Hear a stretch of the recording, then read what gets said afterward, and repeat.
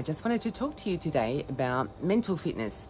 You might see I'm sitting here in my gym gear and I'm about to go to the gym, and I can tell you, like, physical fitness is something in my life that I really only got into, I'm going to say, in the last decade. Prior to that, no way. It was always a drudgery, a chore. I'm not naturally one of those people who would have ever been seen to be, body beautiful and all that. No, it was not really my thing at all. But I knew, and I reached a point in my physical body where my mental health was benefiting from it, because it was actually helping me to manage my pain, because I had a lot of injuries. And so a big part of why I go back to the gym on a regular basis every couple of days, I'm there 4 or 5 times a week, is because I need to maintain strength. If I don't maintain strength, I find I have a lot of pain and difficulties, and I'm taking a lot more painkillers and all of that sort of stuff. So there's a number of reasons why I engage in regular physical activity. Now, because as I said, it wasn't always like that, but I'm surprised when we talk about frontline service organisations, when we talk about fire brigade, and you might hear a siren. Right on time, guys.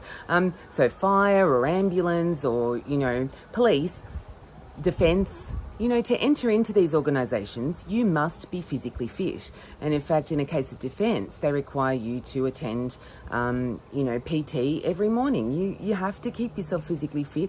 And even when you get older, you are expected to maintain a level of physical fitness. And in fact, that fitness gets tested from time to time. And you are expected to be able to meet certain criteria. Now, this is because they know the role itself requires a lot of physical fitness. If you have to engage with an enemy, if you're fighting a fire and you've got to be fighting that fire for a long time, or you might have to pick somebody up and carry them out of a burning building, or, in an ambulance case, you've got to pick people up, put them on trolleys and manually handle people, and, police get to chase cooks and drag them to the ground. Those roles, we know, require physical fitness. But we also know that they expose people to traumatic experiences, and this leaves them in a place of psychological vulnerability. Now, the bit I don't understand, and when I talk to organisations in this area, I talk about, why don't we, when we take ourselves off to the gym, the physical gym, why don't we also practice mental strengthening exercises that help us understand what's gone on in our experience, whether we've had exposure to a particularly traumatic event. If we give people a skill set, like a toolbox, we know in a physical fitness capacity, we go and we follow a program, we have personal trainers, we follow what they tell us to do. Over the many years, the last 20, 30 years, the way that we exercise has changed. We do a lot more high-intensity interval training these days. People see positive outcomes from it. You get a lot more variation. Some people go into Pilates or yoga.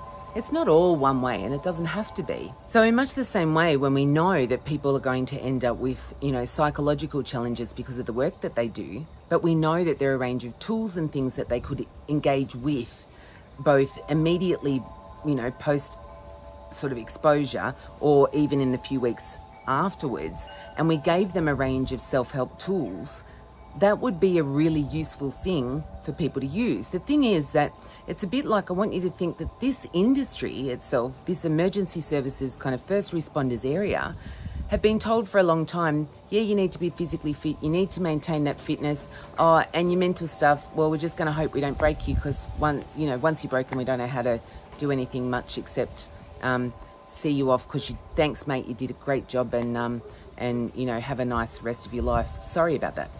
And, I don't mean to be disparaging of organisations. I just think that even from a psychological perspective, over many years, we've only looked at this sort of stuff from the perspective of, what do we do once people are broken? Is there anything that we can do to help them heal?